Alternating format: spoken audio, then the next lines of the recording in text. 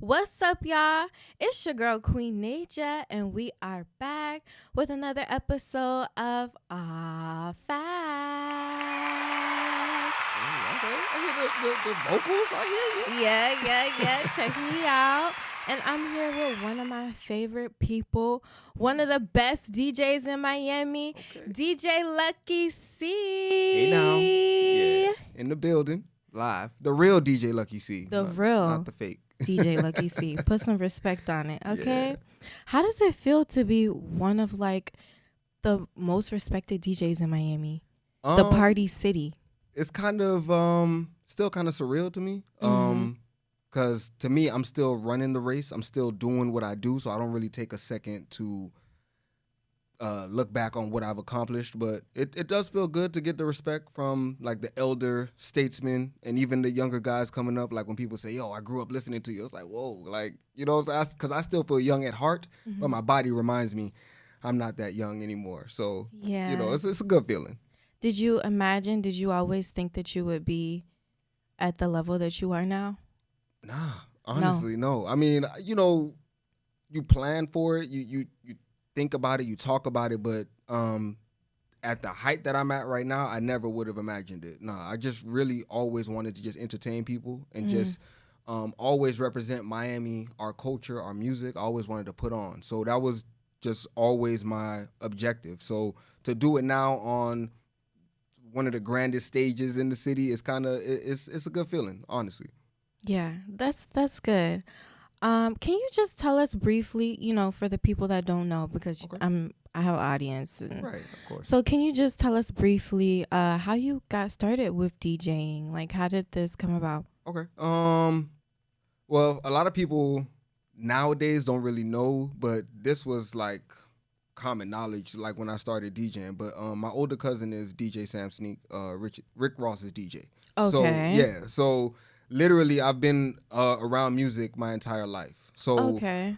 before Sneak linked up with Rose and doing all that, he was doing what I am doing in the streets right now, like doing all the parties, being in the clubs, doing all that around that time. So I just had the privilege of just being up under him and the other DJs around that time and soaking up the game and learning as much as I could. And then from there, I just like basically took the baton like a relay race and kept it going. And that eventually landed me on 99 Jams 7 years ago, almost 7 years ago. Yeah. So Congrats on that. Thank you. Was that like a big goal for you? Yeah.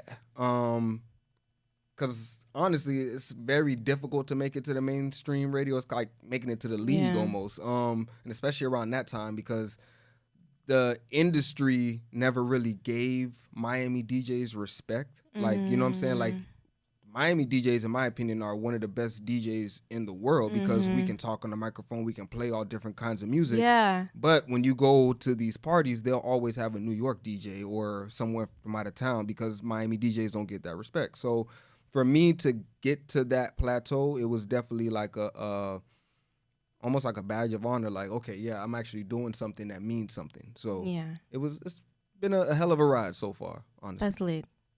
That's lit. I want to talk about I don't know if you remember, Okay. but when I started this whole radio hosting, when I was getting into it, because I started with Barry Radio. Okay, yeah, I remember. Okay, I thought you was gone. So when I first was just when I came here, I was researching about all of the radio hosts, all of the people in Miami, music, things like that, just doing my research. I will always hear your voice like on the radio. I'm like, whoa, like he sounds good. Like I really like his voice. Oh, thank you. And actually, I don't know if you remember, but it was a party that you were DJing at. Okay. And I was like, it was the first party that, when you hear someone and it's like, whoa, like I finally see him. Right. The So voice didn't match? no, it did. Okay, It okay. did. It did. So yeah, I saw you at the party and I was like, whoa, like I gotta meet him. I gotta introduce myself to him. And you know, I was with someone else at the time. I'm not gonna say any names. But I ran up to you and I was like, yeah, like, my name's Nietzsche. I'm an intern, Cox Media, blah, blah. And you always just have very good vibes, very good energy. And you've always just, you know, shown your support. So I just really appreciate that. No, I appreciate you because honestly, I do remember that story. You do? You I remember? do. Okay, good. Because okay. what stood out to me was because I went to Barry. Okay, yeah. And I remember we clicked on that comment. I was like, oh, you went to Barry? We spoke on that. And for me, I'm always trying to uplift and support people. Like if you're doing something and you putting your all into it, it doesn't take much for me to just repost or share to my story or leave a comment, because I know that certain people look at my followers or look at my job and they think that, oh man, he's this and that. And it's like, well, I'm really not. I'm still the same regular guy. I want everybody to win. Like, so if you're doing something worthwhile, you'll always have my support. And that's what I loved about you, because you're so down to earth, so humble. Try. Especially like with the level that you are in now in your career and things like that. I just really appreciated that. I try, because hopefully, like when I did this for you, like when you get to your next level, because you're going to get there, you'll do that for somebody else. That's always my intention. So, of course, each one teach one, each one reach one. That's how I was brought up in this game. So I felt like if we all did that as a community, society as a whole, we would be so much better off. Helping each other. Yeah. You got it. Okay. Yeah, and I was doing also some more research, and I found out that you went to high school in Maryland. Yeah, I did. A lot of people how was that? Don't know that. Yeah, how was that? I didn't know that. So no, I know. So so born and raised in the county of Dade, obviously. Okay. Like, I've lived Period. here my entire life up until my 10th grade year, high school, my sophomore year. There was an opportunity for me to move to the DC, Maryland, Virginia area. And at the time, I almost fought it. I didn't want to take the opportunity, but it was one of the best decisions I made in my life. Like that really literally changed the trajectory of my life. I don't think I would be sitting here with you today had I not made that decision. But it was like one of those things where I needed that to become a man almost. Like, because living in Miami, I tell people, like, growing up here, it's if you can make it here, you can make it anywhere. But sometimes you just got to leave and come back. And when I did that, that was like me going away to college. So that, I did that. The one thing I do wish I stayed up there a little longer. But how long did you stay? Just for high school. So from 10th grade to 12th grade. And literally, like, if I graduated May 31st, I was back in Miami June 1st. Like, I didn't waste no time. Oh, wow. Because I thought I was, like, missing something. I got to get back to but honestly, living up there showed me a different kind of living. Like, yeah, it's a different vibe. Yes. It's definitely a different vibe. I needed that. And I still talk to all my high school friends, still connected with a lot of people from Facebook, and they love what I'm doing down here. Of course, yeah. So I needed that. So it was a great experience. That's good. Will you ever go back? Yeah, I mean, I've thought about it. If there was a job opportunity or something, like, I would definitely move back. I try to visit as often as possible. I was just there, I want to say, last year. I had a gig at the Kennedy Center. That was kind of dope. Hey. Ironically, it was a listener from here. He lives here, or he used to live here, but so he knows about 99 Jams, but he lives up there. So he was always connected, and he booked me, took care of everything, flew up there, brought the missus. We had a great time. That was Valentine's weekend. Yeah, shout out to my guy Jack, man. That was a great time. So yeah, I try to go as often as possible. I love it up there. I love it. That's good. You like the snow? It took a while to get used to, because literally that was my first time ever living anywhere outside of Miami. So the first time it snowed, I remember. Yeah. What is this? Then I had to shovel the sidewalk and the walkway. It'd be like that. Yeah, it was not. And then standing at the bus stop waiting. Oh my God. I went through the whole experience. No. Yeah, the whole experience. Walking through the snow, going to the carry out. Like, I know the vibes. I know the vibes. Okay. What part were you in? We were in the Largo, Mitchellville area, Landover. Right, not too far from the stadium, actually. Like 10, 15 minutes away from FedExville or whatever they call it. I don't know what they call it now. So Okay. yeah, it was right there, literally. So I wasn't like Interesting. not in the trenches. It was like the the suburbs. It was a real nice area, but yeah, it was definitely an experience. That's good. That's good to know. And then from there you went to Berry. Yeah, came right back.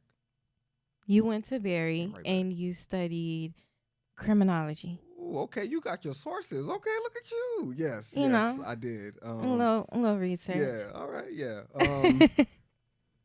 While I was at Berry, I used that opportunity to like I was really trying to focus on criminology because I've always wanted to help at-risk youth. That's always been my thing.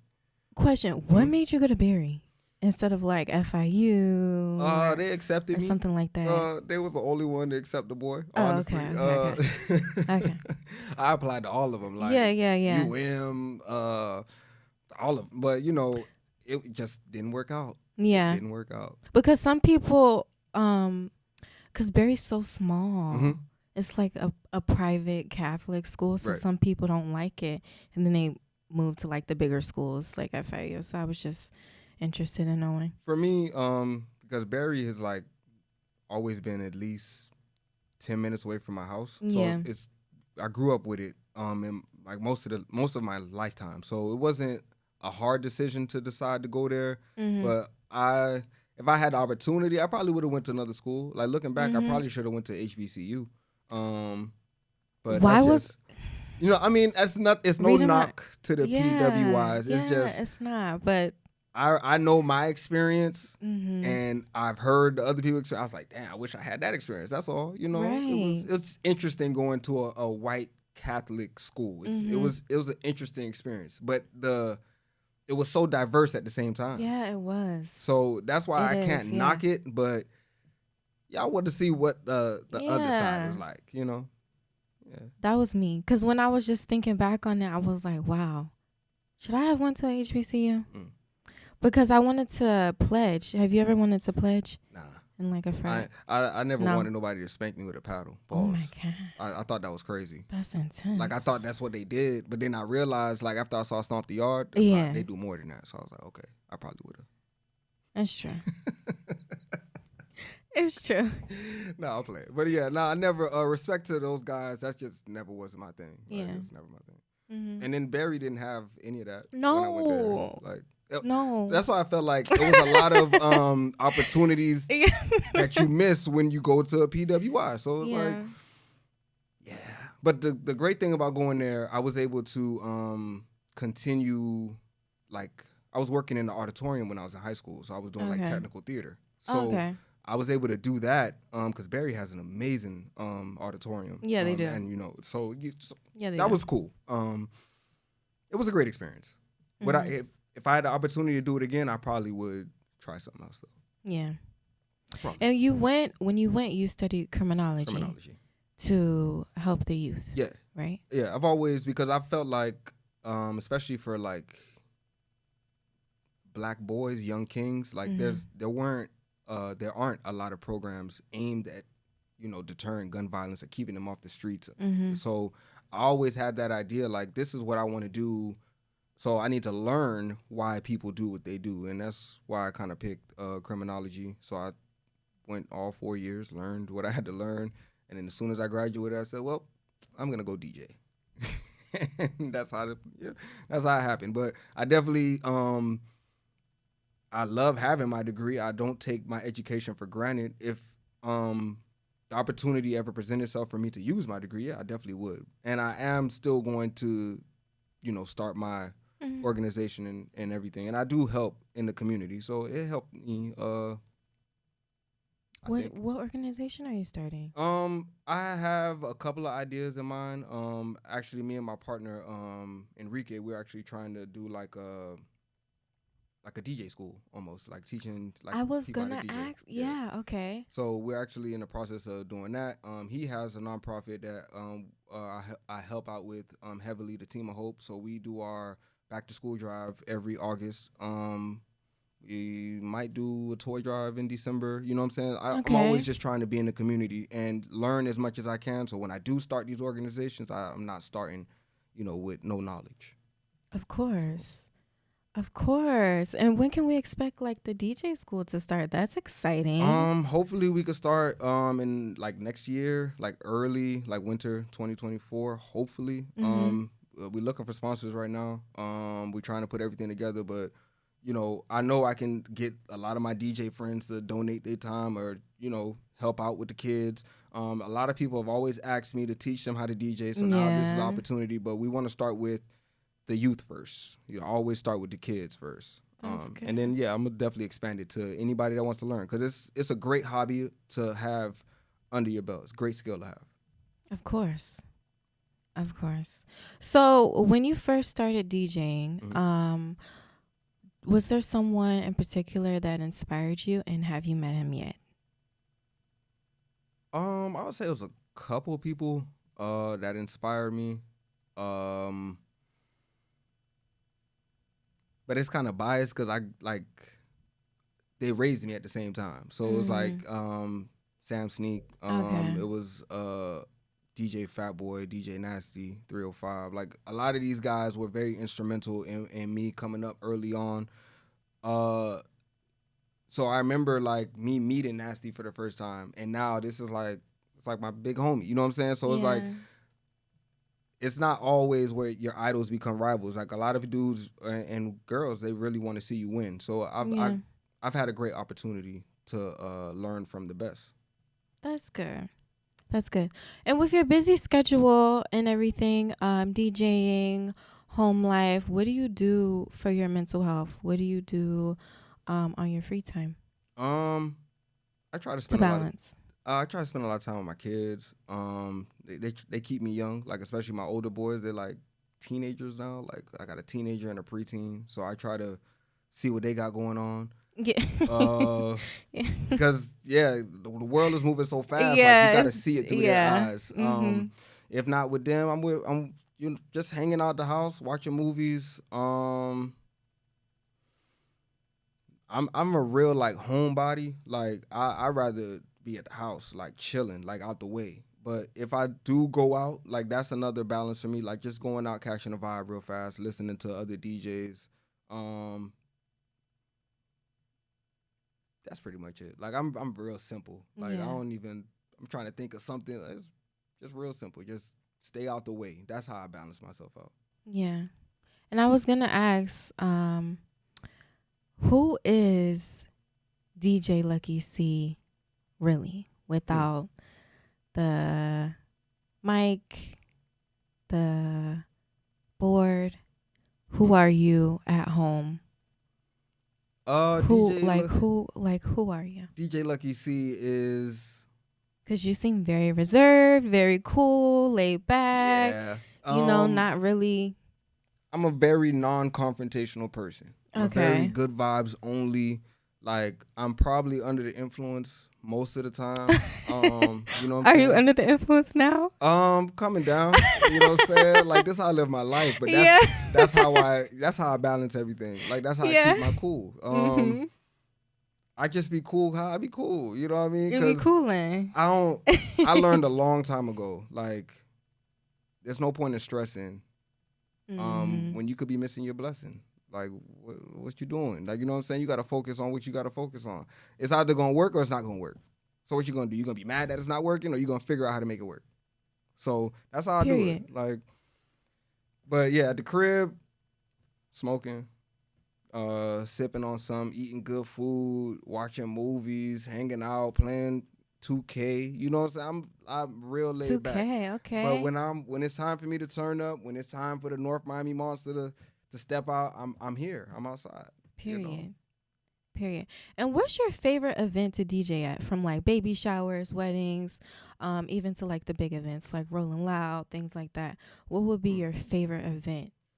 Honestly, it's the weddings every time. The weddings? It's the weddings every time. It's a lot of work because a wedding, that's probably somebody's most important day in their life. Yeah, it is. So being the DJ, you cannot mess that up.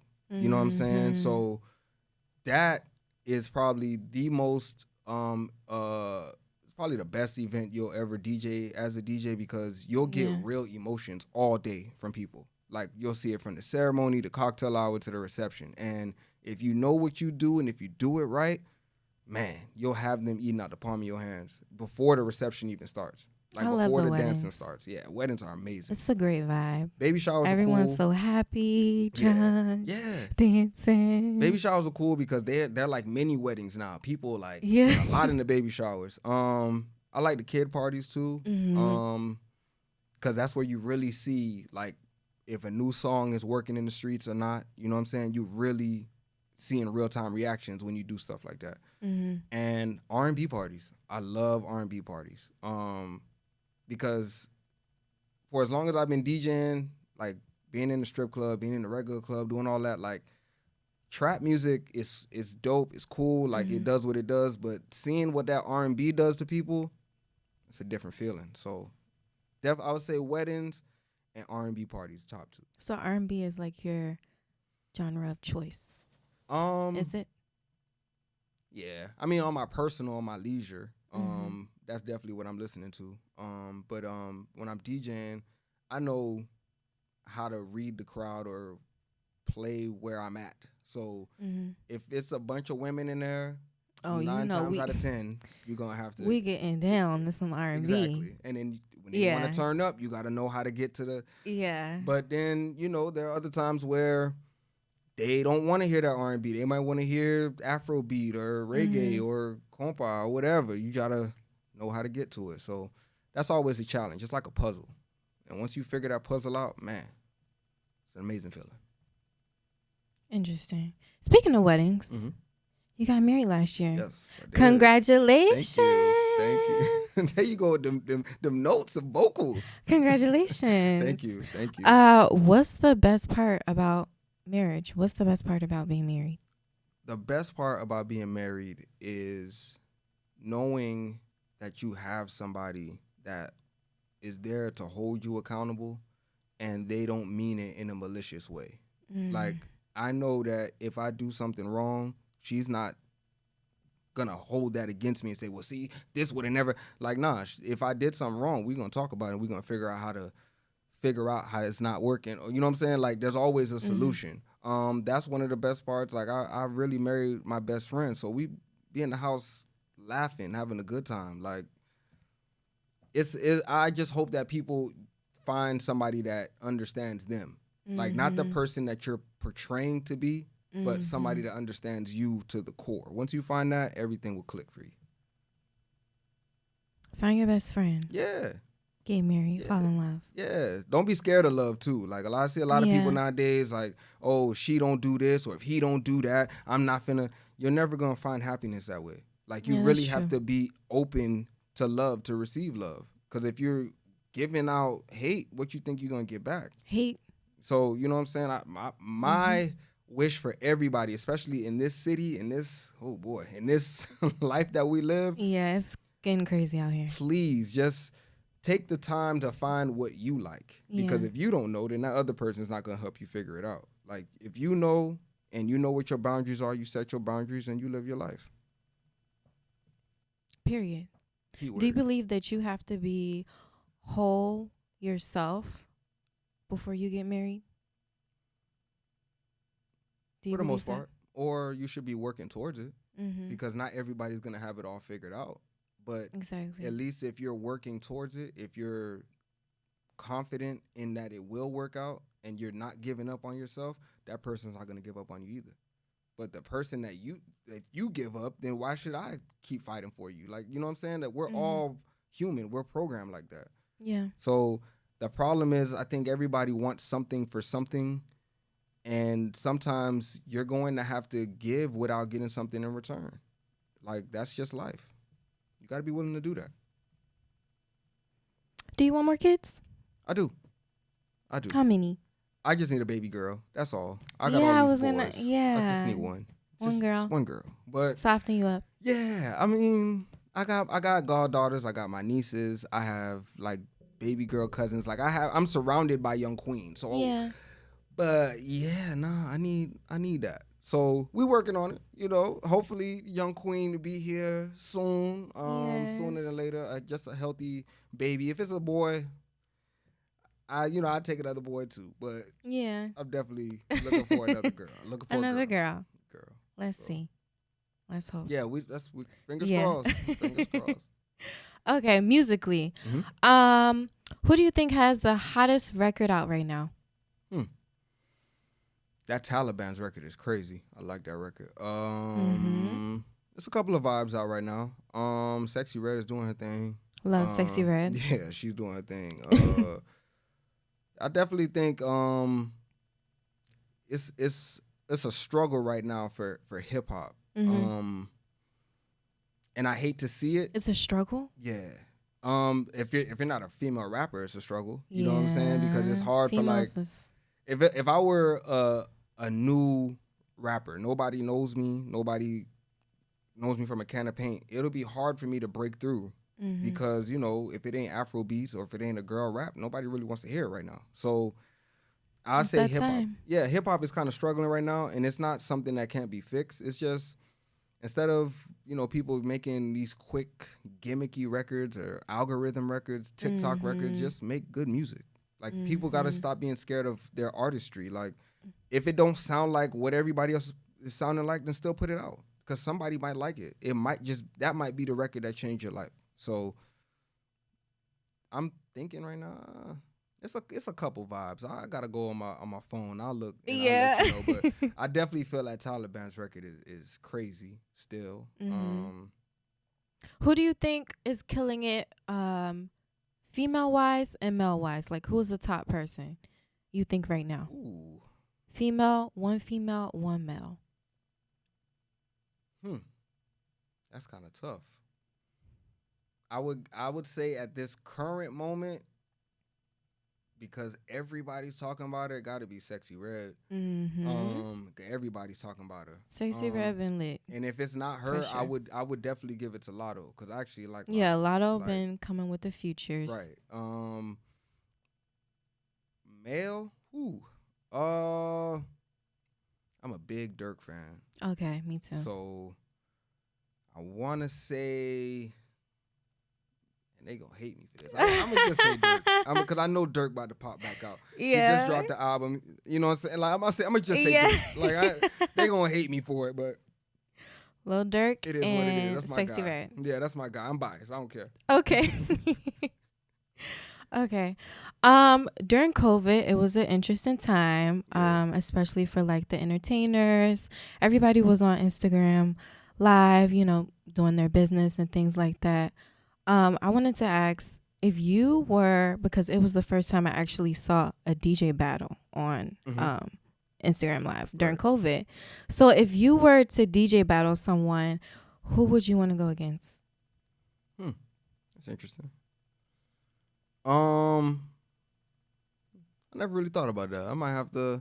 Oh, okay, you got me stumped and speechless. Look at you. Okay. I'd have to think about it, but I've actually had a couple of DJ battles before. Oh, yeah. Me and Radio James did a DJ battle at Flomo one time. Okay. That was interesting. Yeah. So if we could probably like run something like that back, cause I love all these guys, man. Yeah, so of course. it would all be love. Of course. But personally, I would love to battle Sam Sneak. Like that would, to me, cause his generation and audience, they rock with me. Mm-hmm. You know what I'm saying? I got my crowd, they rock with him. So for us to be like head to head pause, I think that'll be interesting for the city. Like that'll be dope. Like the student versus the teacher type shit. Yeah. Like that'll be cool. If not That'll be Sneak, lit for sure. maybe like Nasty probably. Like, one of those guys. I would want to see that. Yeah, one of those guys. Just to show them like the young buck got skills too. Type Hey, stuff. Like, period. And if anybody want it, man, I don't never run from the smoke. Not ducking no smoke. Like if any of the young cats, if y'all think y'all could take me off the throne, let's set it up. It's all in good fun though. Yeah. I don't want y'all mad at me when I take y'all fans. Like don't be crying. Don't be crying, please. Because then when y'all get personal, then y'all really not gonna like me. So yeah. Okay. Mm-hmm. What can we expect from you in the future? What can we? It's a couple of things I got cooking up. I'm actually trying to start like this DJ support platform kind of thing. Mm-hmm. It's gonna be like a podcast venture, but it's gonna be Okay. centered around DJs, like Mm-hmm. giving DJs tips and like advice and insight on, how can you scale your business, or if you want to do baby showers, how can you effectively do that, like little tips that are like shared amongst each other, but it's not really knowledgeable if I'm just coming up looking for it online. So I want to do that. I don't know what the future holds for me on 99 Jams. I'm Yeah. still rocking that, till the wheels fall off. Yeah. As you should. Yeah, trying to get back in the clubs and these streets just to let these people know that I'm still here, still rocking. Mm-hmm. But just Mhm. more work, more groundwork. That's always what I'm about. Just showing people that you can do multiple things and still be true to you. Because I do all these different events. I do the weddings, I do the corporate events, community events. I'm on the radio. I do clubs, strip clubs, but I'm still DJ Lucky C. Like, Period. so still gonna Period. be me. That's it. Hey now. I like that. I love that. Okay, before we end, Mhm. let's give a little bit of motivation for the people. Okay. You do post some morning motivation quotes. So today you posted, in most cases, people can only show support privately Mm. because to support publicly, they will get kicked out the circles Mm-mm-mm. they gossip about you in. That's my life. Let's talk about it. Why'd you post that this morning, first of all? Let's talk about it. Normally, like when I post those morning motivations, I'll run across a quote that speaks to me. Like, I know I'm going through it, so I know somebody else could relate to it. Mm-hmm. When I posted that this morning, it wasn't like nothing particularly on my mind, but Yeah. that is something that happens too often, especially with social media. Yeah. Like, people will be all in your stories, but they won't like your posts. Yeah. People will be watching everything you do, but when they see you out in public, they won't say nothing. Or if they do see you, oh yeah, man, I rock with what you do, but they not showing that. So that can only mean one or two things. Like, the math ain't mathing. You get what I'm saying? So Yeah. I don't understand why people do it. For me, if I don't rock with you, I'm not gonna fake like I do because I'm trying to keep this person in my pocket in the future. Nah, if I don't rock Just with you, in case. Just in case you blow up. yeah, nah. If Let me just stay in here. and people, we gotta get back to that. But you also Yeah. like have a valid reason if you don't rock with somebody. Like, people get, oh, he didn't play my song, so I don't. Mm-hmm. You don't even post your song, so why am I gonna play it on the radio? You get what I'm saying? Yeah. Like, people gotta just take things into accountability. Like, if you really, like I said earlier, if you are putting in that work, if you pushing your record, you promoting it, guess what I'm gonna do? I'm gonna push play because you're doing what you gotta do. But if you Exactly. aren't doing what you're supposed to do, why would I go out my way to do that? Right. So that's normally the problem. People are mad because you might not have did something that they expected you to do without them asking you, and now there's this imaginary beef. But then when they see you, Imaginary. yeah, definitely, or one-sided. Exactly. When they see you in public, they gotta keep face because, oh, well, he might play my song. Yeah. Cut it out, guys, please. Stop it. Cut it out. Cut it out, because I already know who's who and what's what. Like, Yeah. it's all good. Like, the people I rock with y'all. The people I don't, y'all get treated accordingly. So we don't gotta fake the funk. Like, there are multiple DJs out here. There are multiple artists out here. Mm-hmm. Like, if you feel like you don't need me, prove me wrong. I would be the first person to be like, yep, he proved me wrong. And I'll still support you. I don't take none of this personal. I don't own the music. I don't own the radio. Like, I'm just doing my job. Yeah. So let's just get back to it, guys. Like, you know what I'm saying? Yeah. Yeah. In one of your interviews, this brings me to this.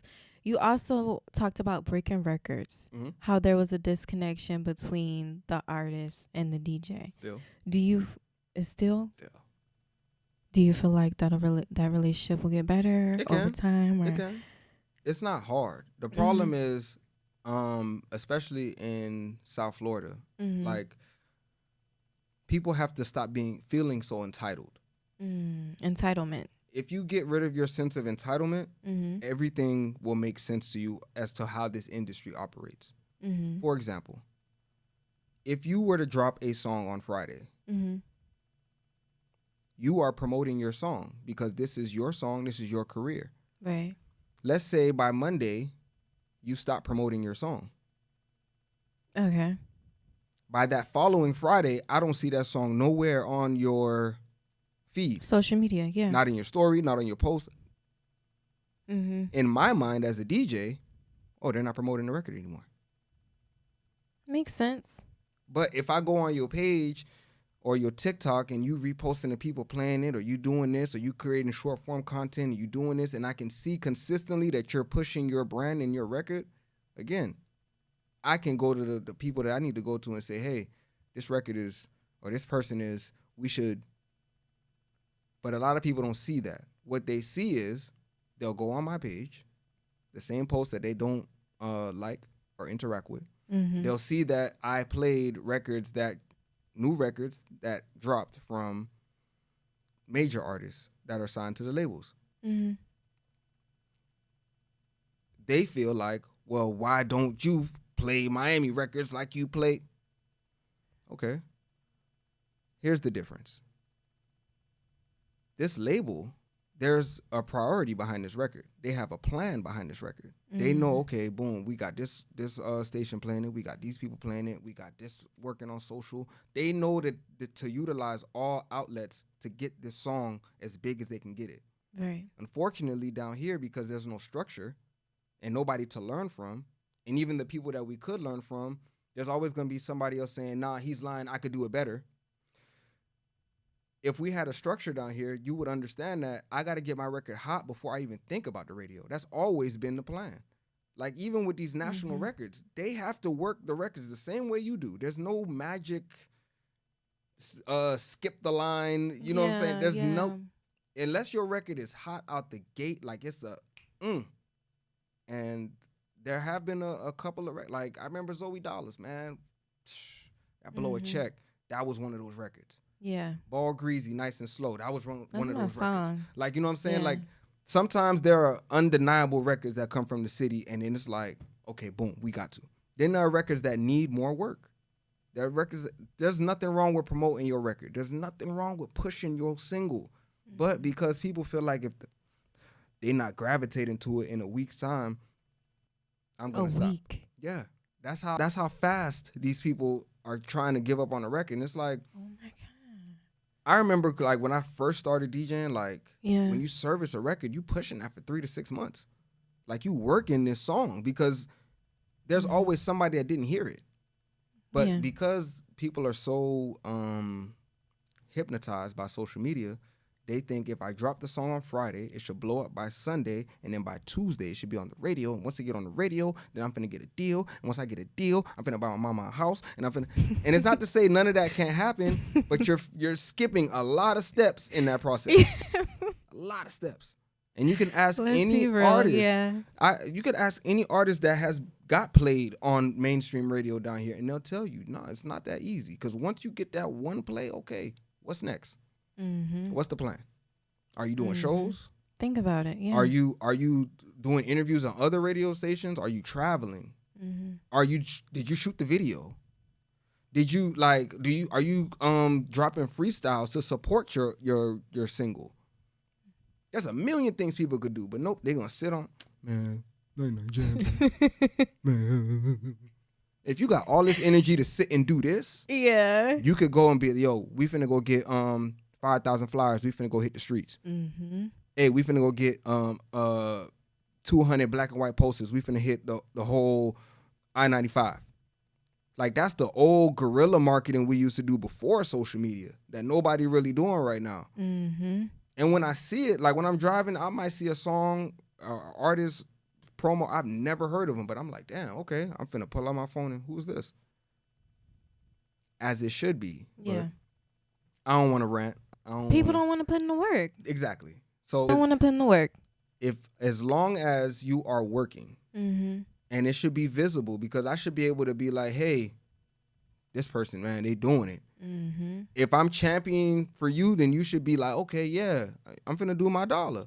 But if you just like, I dropped a song and that's it, you're not ready for this industry.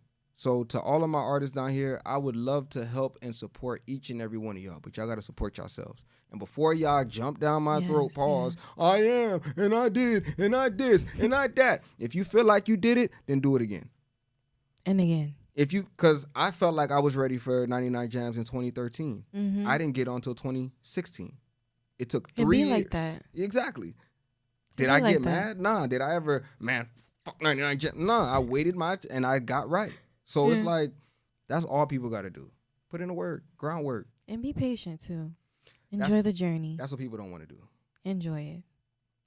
It's not about the destination. It's about the journey.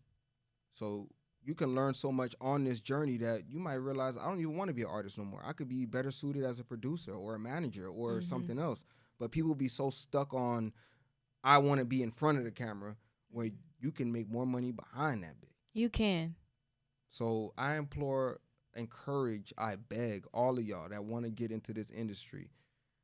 It's more than just being the rapper, singer, whoever. Like, we need more songwriters. We need more podcast producers. We need more camera people. We need more graphic designers. We need more editors. We need more DJs. We don't need more DJs. Let me stop that.